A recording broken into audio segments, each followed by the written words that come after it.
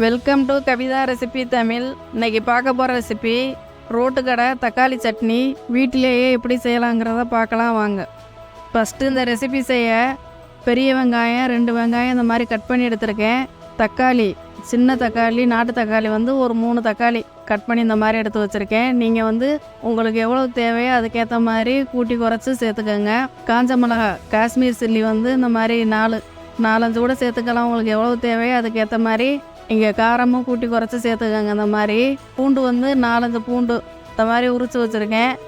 இதை அப்படியே மிக்ஸி ஜாரில் நம்ம அரைச்சி எடுத்துக்கலாம். வதக்கக்கூடாது, அப்படியே அரைச்சிக்கணும். இப்போ ஃபஸ்ட்டு வெங்காயம் தக்காளி மிளகாய் பூண்டு உப்பு இதை அப்படியே மிக்ஸி ஜாரில் நம்ம அரைச்சி எடுத்துக்கலாம். இப்போ அந்த சட்னிக்கு அரைச்சி எடுத்தாச்சு. இப்போ ஒரு கடாய் எடுத்துக்கோங்க. கடாயில் எண்ணெய் தேவைக்கு ஏற்ற மாதிரி சேர்த்துட்டு எண்ணெய் சூடானதுக்கு பின்னாடி உளுந்தம்பருப்பு கொஞ்சம் கடலைப்பருப்பு கடு உளுந்தம்பருப்பு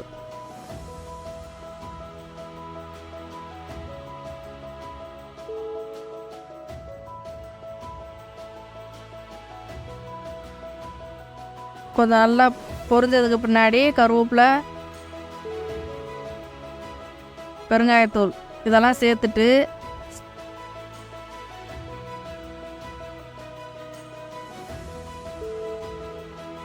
ஸ்டவ்வை லோ ஃப்ளேமில் வச்சுருங்க. தண்ணியாக தான் இந்த சட்னி இருக்கும். அதனால் நீங்கள் கொஞ்சம் இதில் தண்ணி சேர்த்து நல்லா இந்த மாதிரி தண்ணியாக மிக்ஸ் பண்ணிக்கோங்க. அந்த மாதிரி ஏற்கனவே அரைச்சது கூட. இப்போ நல்லா கொதி வரணும். ஸ்டவ்வை லோ ஃப்ளேமில் வச்சுட்டு நல்லா ஒரு 5 நிமிஷம் நல்லா கொதியட்டும்.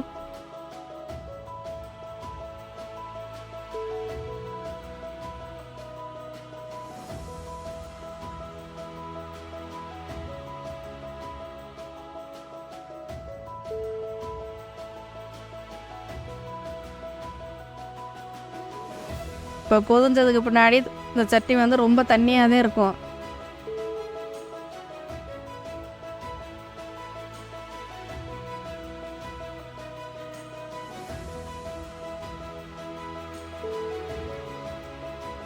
அதனால் நீங்கள் இட்லி மாவு இருக்குல்ல, தோசை மாவு எதாக இருந்தாலும் நீங்கள் இந்த மாதிரி எடுத்து ஒரு தேவைக்கேற்ற மாதிரி இந்த மாதிரி சேர்த்துக்கோங்க மாவை.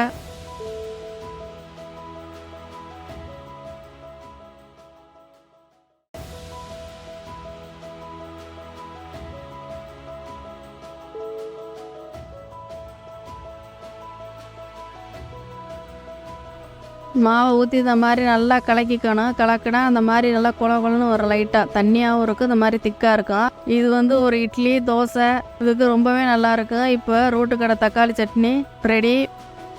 இப்போ ஒரு பாத்திரத்தில் மாற்றி எடுத்து வச்சுக்கலாம். இப்போ இதுக்கு தோசை ஊற்றிக்கலாம்.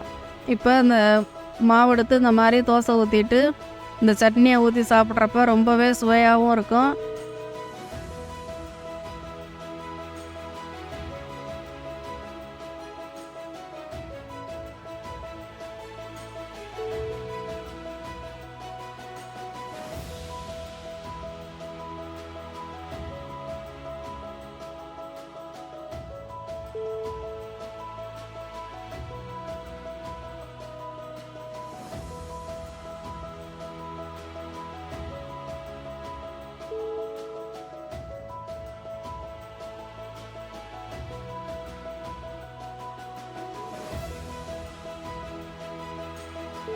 ஒரு வித்தியாசமான ஒரு ருசி இருக்குது. இந்த மாதிரி செஞ்சு பாருங்கள். இந்த வீடியோ பிடிச்சிருந்தா லைக் பண்ணுங்கள், ஷேர் பண்ணுங்கள், சப்ஸ்கிரைப் பண்ணுங்கள்.